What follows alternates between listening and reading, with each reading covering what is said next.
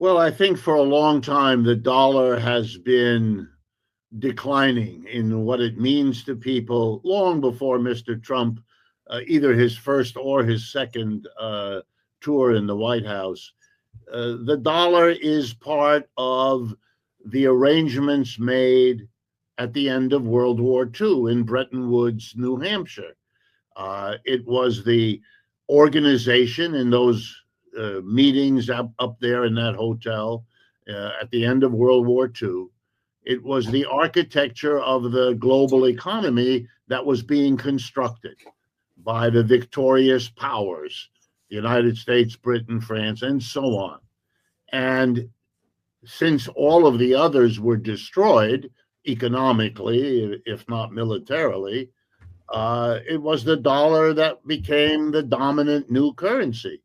Very simply, it replaced the British pound sterling, which had been the world currency, or as close to that as you could be in those days.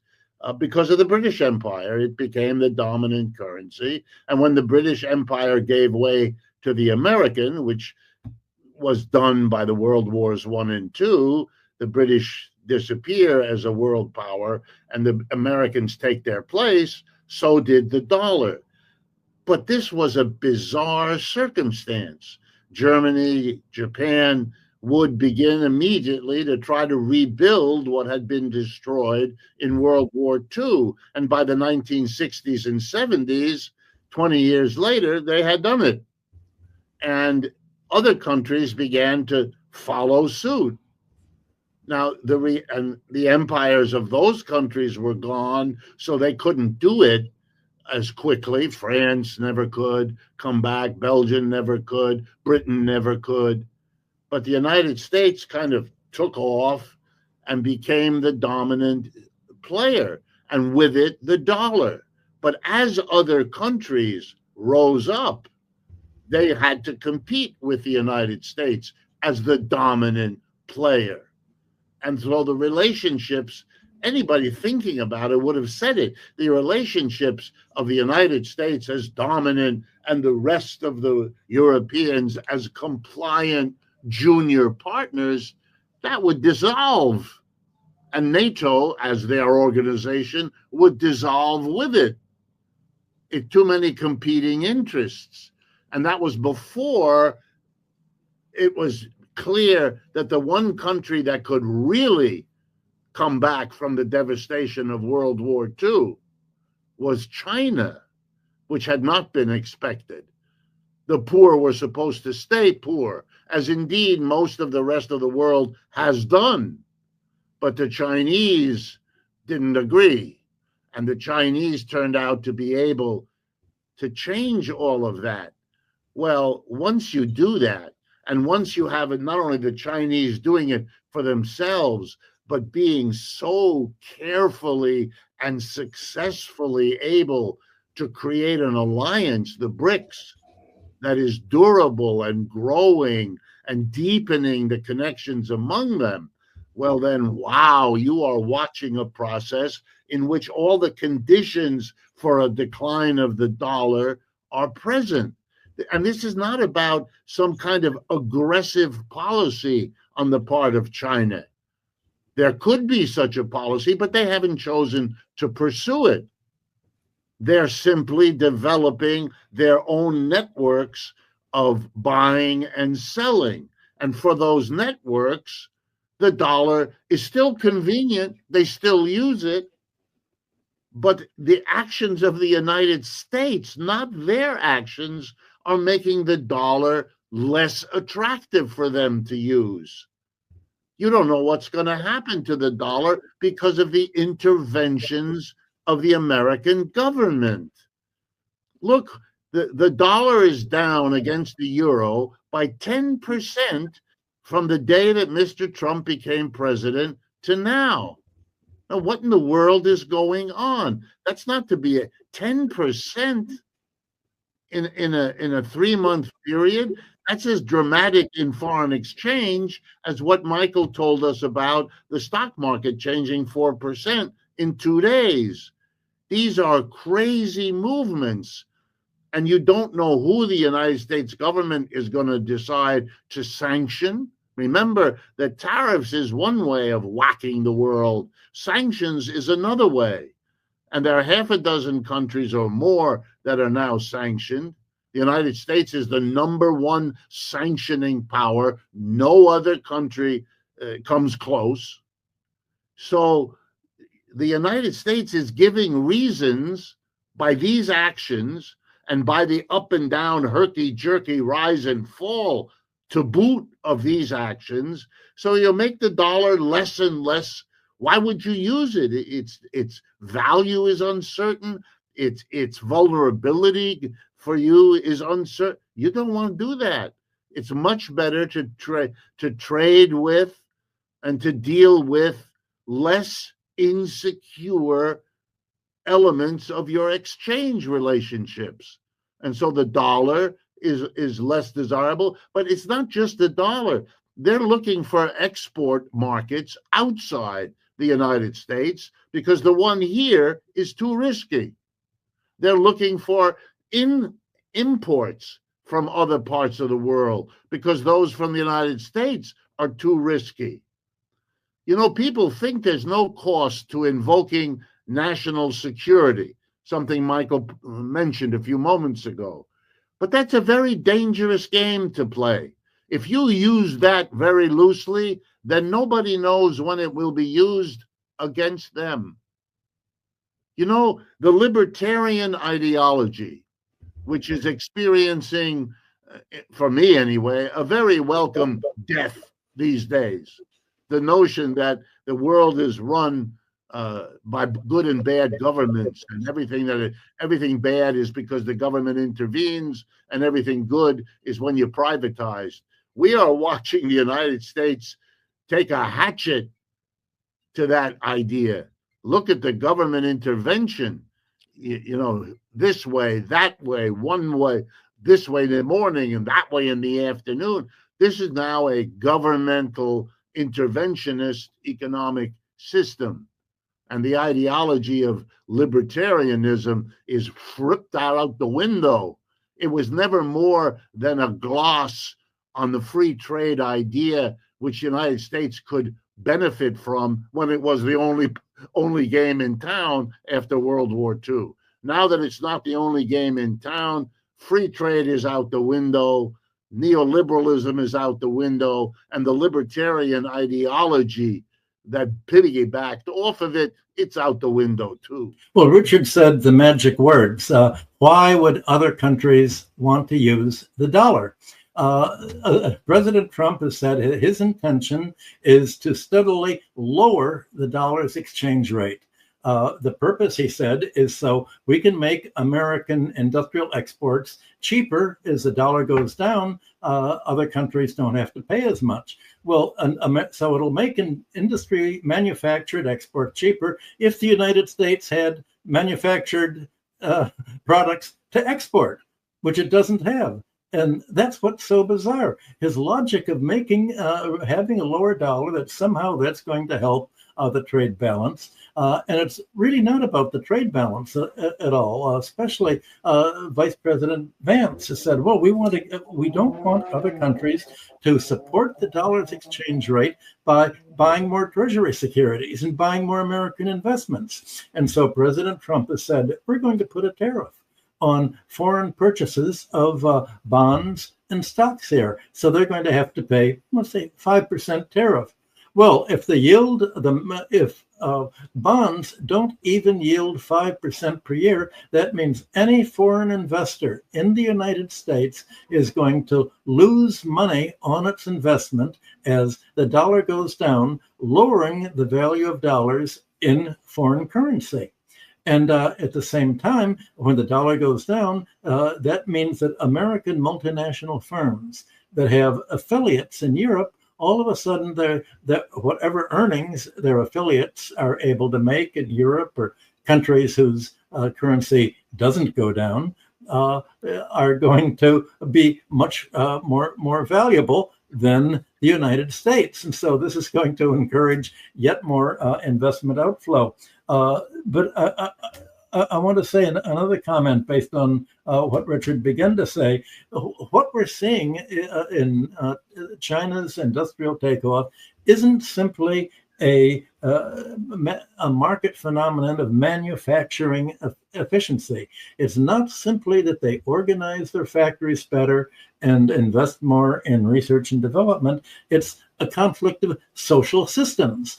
What makes China so much more competitive than the West is it's a socialist economy where the government picks up a lot of the costs of education, of communication, transportation in its high-speed railroads that are actually run at a loss so that it can provide railway transport less expensively. Richard before mentioned the GDPs of China versus the G7. Well, the GDPs of the G7 include all of these costs of privatized natural monopolies that have been taken out of the hands of government, all the economic rents that they're making, all the high prices and monopoly rents they're making is counted as GDP. China doesn't do that because China provides these basic services, communications, transportation, healthcare, education, at a subsidized rate. Their GDP doesn't include this increase in financial and insurance and economic rent charges that the West has. And that's what makes these other economies, China's economy and other economies that choose to take the socialist route, so much more efficient than the West. And it's the fact that there's a conflict of economic systems that is what makes the United States designate China as the enemy, because the United States, as Richard said, is neoliberal. It's in privatization. You're seeing Mr. Musk carve up the government, get rid of government, privatize everything, sell off the government post office and privatize it. Obviously, rents, mail is going to be more expensive. We're having two opposite systems. One is a system of economic war of the monopolists and the 1% that are privatizing all of the investment on productive capacity in their own hands. And the other is China that is trying to use its economic surplus to increase living standards and productivity. Professor Wolff, I want you to follow up with this because this gets to think when Michael talks about privatization, slash and burn everything. This has global ramifications in the sense that, well, then what does the United States actually have to offer? We just saw Japan get into disastrous negotiations as the first country around this reciprocal tariff business. And even the Prime Minister of Japan, one of the most compliant countries to the United States, is saying they can't just take concessions. And actually, Chas Freeman, a former diplomat, he said that the United States offered nothing. And so what exactly then are the cards that the U.S. has to play in this trade war that seems to be imploding right now? And Michael, I think, gave a good foundation as to why that is. But your thoughts? Well, I mean, the weapon of the United States is the fact that it's a wealthy market and that the president is letting the Japanese, for example, and many others, let them know that we are prepared now to weaponize that. We are, whatever lip service we give to libertarianism, that's all it is. It's lip service. We will use it when it's a convenient rationale, as when you fire public employees. You make a nonsense argument that this is an exercise in efficiency, or you make an even more nonsense argument that this privatization will somehow improve the situation out of a notion that the private is somehow always better because profit drives you to behave better than any other motivation might. These are dying arguments. They don't apply anymore. Most of what's going on now is active government intervention, which directly violates the notions of privatization, efficiency, and all of the rest of it. So you're watching a naked use of the wealth of the United States. The Japanese need to sell cars in the United States. They already produce many of them here because at earlier times, I don't know if people know this, but back in the 60s, 70s, and 80s, the United States imposed quotas on the Japanese. The way it worked was no tariff, but you couldn't bring more than X 100,000 Japanese vehicles to the United States in a calendar year. That's another way of protecting GM, Ford, and at that time Chrysler. Well, now it's being done by the tariff threat. Already the Japanese produce many of their cars here inside the United States. I'm sure that that's part of the goal of doing that. But as Michael just alluded to, American wages being what they are, and the cost of business in this country being what it is, especially because so much of those costs is not socialized, not done cheaply by the government, but rather expensively by the private profit makers who run it, your cars are going to have to cost a great deal more money. And that opens up the whole danger of an inflation coming out of all of this, which is simply put behind some sort of curtain. So we're supposed to discuss it as if this were not the case. And the rest of the world looks at all of this and, sees it as crazy, but has to take care of its own business first, which is not to take the blow of being told that your American market is no longer going to generate the profits that you're used to, that you've been used to for 20 years. This is all being taken away from you. That's Mr. Trump's objective.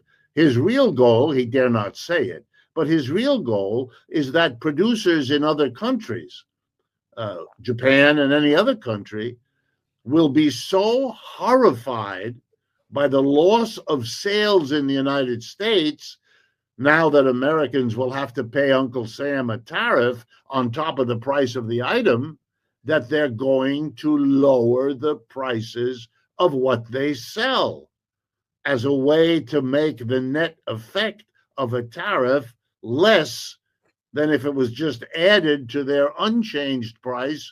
In other words, they're going to absorb the pain of compensating for the American tariff. And that makes them angry because it's clear that this is advantaging the United States at their expense, straight out.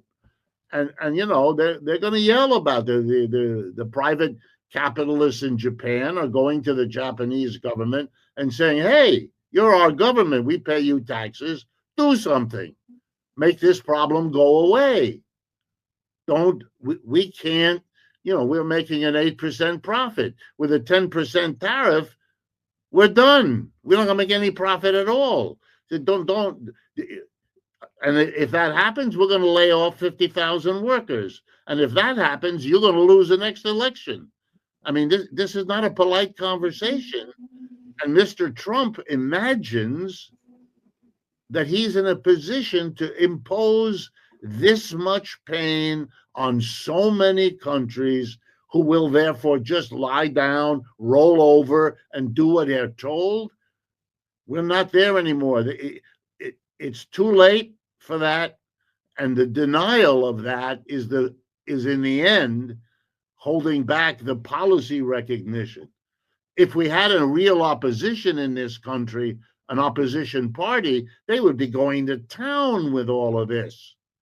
Instead, we have a Democratic Party which is brain dead, which has nothing to say, which is waiting for Mr. Trump to implode, which, by the way, may work. He may do so much damage and bring down so much trouble that an exhausted country will vote for the Democrats, not because they're better, but because this has proven itself to be awful. Even the people I like, the Bernie Sanders or Alexandria Ocasio-Cortez, says. To lambaste the billionaire, I mean, I'm in favor of that. We shouldn't have them. But that's the least that could and should be said about the situation we're in. Well, when you talk about European exporters having a choice of, gee, are we going to have to lower the price of what we're selling in order to keep the U.S. market? China is pretty immune from a lot of that because there really isn't any U.S. competition for many of the products that China is exporting. And in fact, the real strategy at work, I think, that Trump is talking about is not in manufactured products that are interchangeable. Europe, China, and America can all make cars. Maybe China does them cheaper, but at least they're making the same product.